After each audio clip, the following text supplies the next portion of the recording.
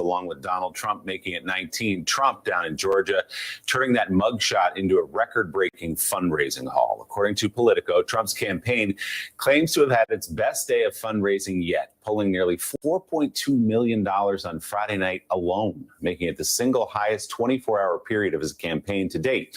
Fundraising totaled $7.1 million in the 48 hours since his mugshot was released. Much of that fundraising comes from merchandise, T-shirts, posters, bumper stickers, coolers, ranging from $12 to $40 on that website. You see some of it there. The campaign also has been peppering online donors with emails and text messages. Trump's campaign says it has raised nearly $20 million in the last 3 weeks. That figure is more than half of what Trump raised during his first 7 months in the 2024 race. So we kind of expected this, Jonathan Lemire, that Donald Trump was going to make a virtue and, yes, a T-shirt of his mugshot, had it pushed out almost immediately in a fundraising email on Thursday night. The question is, yes, it's exciting, and yes, it raises a bunch of money for your base supporters who do view you as a martyr and a victim who's being prosecuted by Joe Biden. That's not the way this works, of course, but that's the tale he's telling them.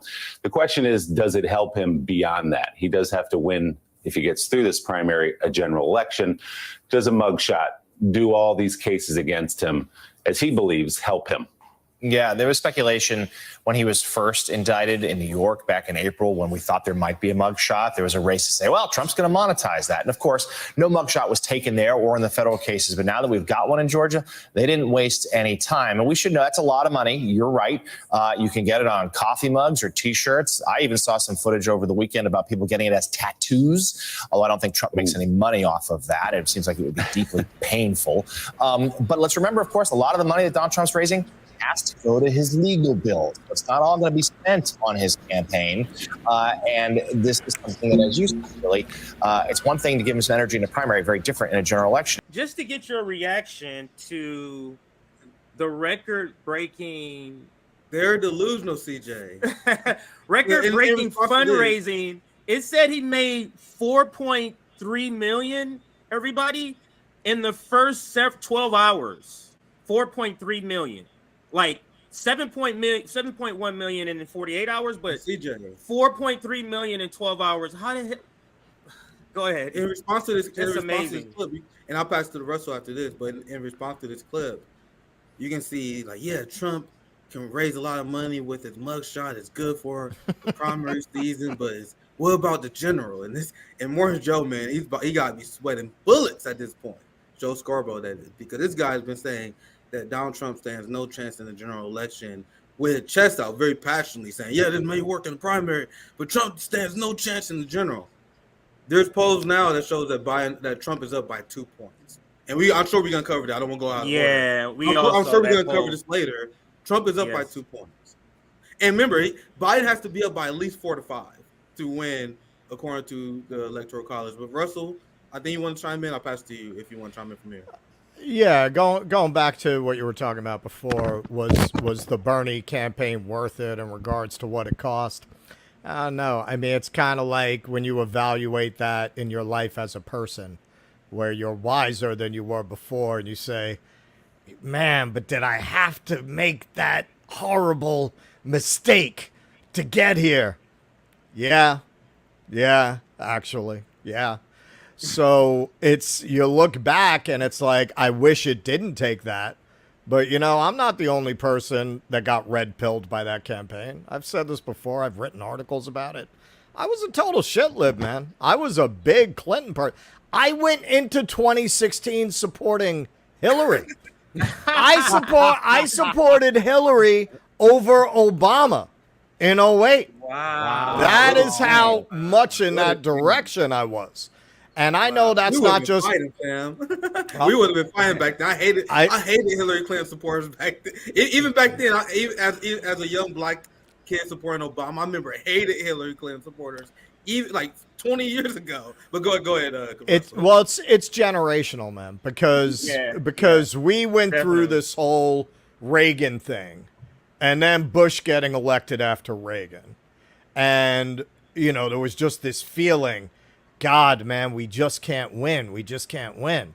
And then when Bill Clinton triangulated, honestly, the feeling was that he had solved the Rosetta Stone. He held the Rosetta Stone of American politics. Really, it seems stupid now, but it made sense at the time because Democrats, everyone was still kind of thinking in those terms, except for the Ralph Nader people, and frankly, there weren't a lot of them.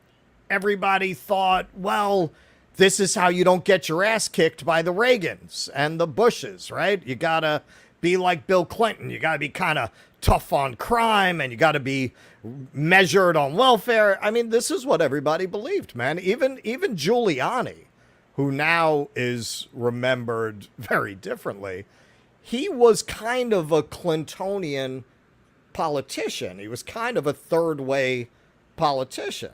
You know, he was more of a Rockefeller Republican, or he wouldn't have gotten elected twice in New York City, even with the public mood. So yeah, like by the time you get to Hillary, man, you know, I had come of age with Clinton and Clintonism, and that campaign. And I'm not the only one who has that story. Listen to Jimmy Dore, man. Jimmy talks about being a 2-time Obama voter. We're almost exactly the same age, I think, or we're around the same age. And yeah, man, he's got the same story, and probably for the same reason. Because if that was your generational experience, it took a while to really break out of that. And the thing that broke a lot of us out of that was the Sanders campaign. Now, it's not just me. Look at how many people Jimmy Dore alone has influenced and affected. And could it have happened another way? Maybe. But the spectacle of a presidential campaign gave such an opportunity to see what the media was really about. Mm-hmm. Because you'd always believed, if you came up when I did, I get the impression present company did not really believe this stuff.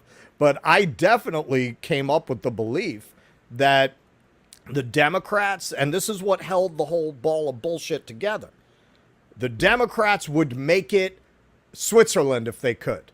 This would be Scandinavia, but it's the Republicans. It's that WWE wrestling thing that now we look at from the outside and laugh at people who believe that. But that was what most of us believed at that time, particularly if you came up in the age of the Clintons. You guys got to remember, to Russell's point, it usually takes a few years to feel the effects of the policies, broad sweeping economic policies. So a lot of people who believed in this, I'm assuming, there wasn't the immediate effect of Bill Clinton deregulating Wall Street, shipping jobs away. So people probably were still under the illusion. Isn't that right, Russell? Well, Nick, that's a very important point. Okay, so a big part of what made Clintonism work, or what allowed him to leave office in spite of his scandals with such high approval ratings, was the economy was fucking off the hook in the 90s. It was, I always say, if you couldn't make money in the 90s, you were one lazy son of a bitch, man. There was just money falling out of the fucking trees. I don't know how true that was, but I remember as a kid, I remember hearing that. No, I'm just saying I agree because I remember hearing that. This is why. This is why, and this is what we didn't realize at the time, and this is what a lot of people who will still defend Clinton's record don't realize now. It's very obvious, but the media just never framed it this way. Every time you've had the invention of a new technology that's really going to transform society, there's been a boom economy. When they introduced the radio, when they introduced the car, when they introduced TV, there was a boom economy because when you're talking about something that's really going to change the face of society like that, how much are you going to sell to people who are starting from zero? They don't have a TV. They don't have a car. They don't have a radio. It was like that with the internet and the home computer. All of a sudden, the whole country had to be wired, high-speed cable. Everybody had to buy a computer now. You had all of these new types of corporations being introduced. You had everyone getting employment, from the linemen who are going to lay those lines to the people starting those companies. Kermit the Frog could have been the president in the 90s. You would have had an off-the-hook economy. It had nothing to do with Bill Clinton, but it coincided with Bill Clinton coming into office with these third way policies. So the impression that a lot of people, myself included, got was he solved it. This is the way. This is the way. And it didn't hurt. You know, now we look back in retrospect and we could see that Bill Clinton was always beating up on black and brown people. He started his campaign at the birthplace of the KKK. But because you had so many black leaders coming out and supporting him, it was very easy, if you were not from that community in particular, to be like, oh, look, everyone's happy. Like, I don't even have to feel guilty about all this money I'm making because everyone's happy. Everyone's happy with him. Russell, me and CJ talk about this all the time. I still remember as a kid hearing the bullshit about Bill Clinton being the first black president. Oh, God. I remember that. Yep. God damn it. And it's in hindsight now, guys, why I say the United States is the most propagandized country. Motherfuckers, niggas that was hanging out in the 90s had no idea how propagandized they was. Yeah. Saying ridiculous shit. Yeah. Like Bill Clinton, you know, the person who used slaves as governor of Arkansas? The guy who used literally wage slaves? Yeah. That guy. The one who signed the like 1994 crime bill? That guy? Yeah. Right.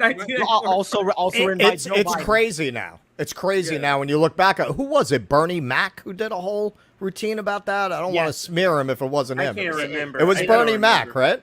Hold on. I can't remember the name. I just Let me remember check it the being Google such a machine. prominent feeling and thing that a lot of black capitalist people in pop culture would say. But Kid, I think he was going to chime out. I didn't make cut you up. But I was just gonna let me read some of these headlines. I'm not reading the articles. Let me just read the headlines. Here's the New York Sun. The record haul underscores how President Trump's legal woes have been a fundraising boom for the campaign. Here is the Washington Times. When Red, a Republican Party fundraising platform that Mr. Trump uses as his official campaign site, is selling shirts and long sleeve T-shirts and the other items bearing Trump's mugshot under the logo "Never Surrendered," as he surrendered to them. Politico Europe says Donald Trump has transformed his notorious mugshot into a record-breaking fundraising opportunity. Right after being taken into custody, his team started selling merchandise, which raised $4.18 million on Friday, his campaig's highest 24-hour collection. now, CJ, just real quick, Go a ahead. quick question Go on ahead. that point. Do you? Now, the theme that I hit on all the time is how the two-party system and the liberals and conservatives, they're part of the overall capitalist class, and they are all in it together, right? So call me a conspiracy theorist if you want. But you guys think all that money that CJ is listing off, do you guys think that only conservatives benefited from this? So when you hear liberals say stuff like, yeah, we should release the mugshot. We should release the mugshot. I promise you, and MSNBC, CNN got record ratings probably, and relative to recent times. New York Times and CNN, MSNBC got a lot of clicks.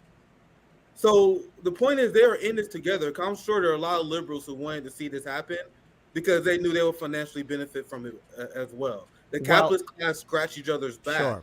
I see one chime in. Go ahead. Well, yeah. So I would say that mugshot being released might have been an adrenaline high for the vote blue no matter who blue MAGA, who thought, oh yeah, look how embarrassing Trump looks right now. They're trying to embarrass him, but with corporate media, they're going to put on the act to appease their audience, but they're happy about this too because it gets clicks and views. And probably personally, they all want to see Trump walk away from this situation in Atlanta, Georgia, and he goes back on the campaign trail. Hell, if he can continue campaigning while being indicted, while dealing with legal issues, they're probably going to be happy about it too because Trump brings in views. We're not for Trump. All these major corporate media institutions would be going under. But what I have to say to the blue MAGA people, to the diehard vote blue no matter who sycophants that are out there, be careful what you wish for because this has the opposite effect on those that are Trump supporters or those who are sitting on the sidelines, maybe considering supporting Trump or anything else. This is going to motivate people because that could resonate with individuals. They're going to say like, well, hey, Trump got his photo taken, but he's one of us. He's one of us now, theoretically in their mindset. you want And the thing is, this kind of goes back to the Bernie Sanders movement as well. What we were talking about, was it a mistake? Well, it shined a light on how much corruption's within the Democratic Party, but also within corporate media. But it also shows the fact that at the end of the day, somebody like Trump can capitalize off this entire system and be unscathed. If Bernie Sanders had even a fraction of Trump's audacity, or dare I say it, brazenness, to and put that on a campaign trail, we would not be referring to Bernie Sanders as a cuck or a sellout.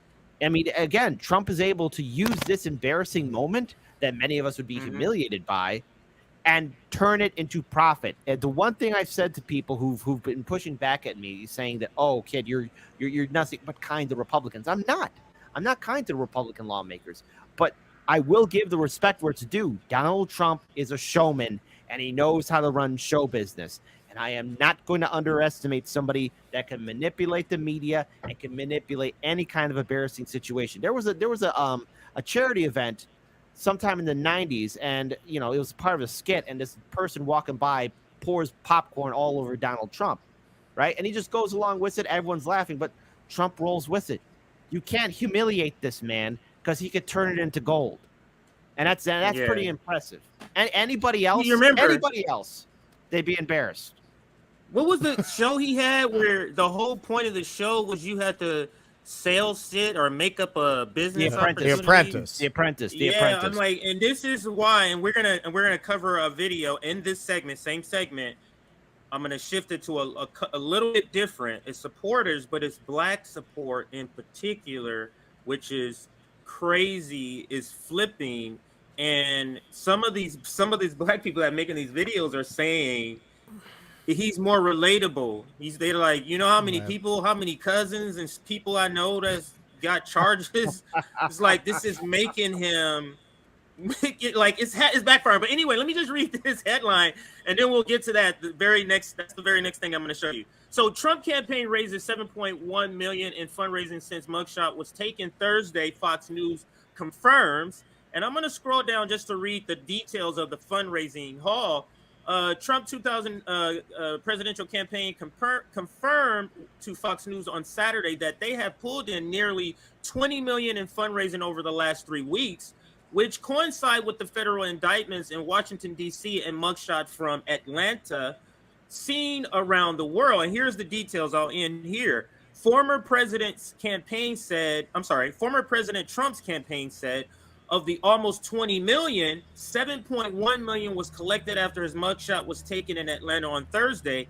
Trump's team said they raked in 4.18 million, keeps moving, on Friday, which was the highest grossing day of the entire campaign. It should come as no surprise that he was able to rake in this kind of money.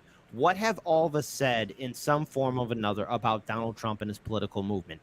81 million plus supporters. He kept his political movement together. Now, look, Trump is like any other politician.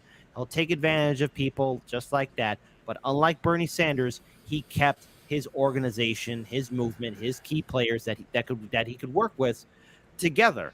And look at where he's at. He's ahead of the other Republican candidates in the primary. He has his entire organization together.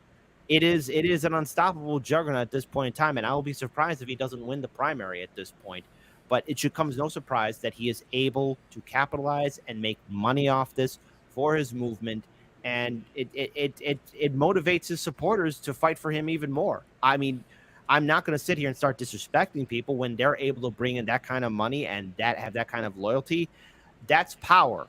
And it is to be respected and not underestimated, which is something a lot of liberals are going to be crying about somewhere down the road, because this is not going to work the way they want it to work. They're like Wile E. Coyote going after the Roadrunner.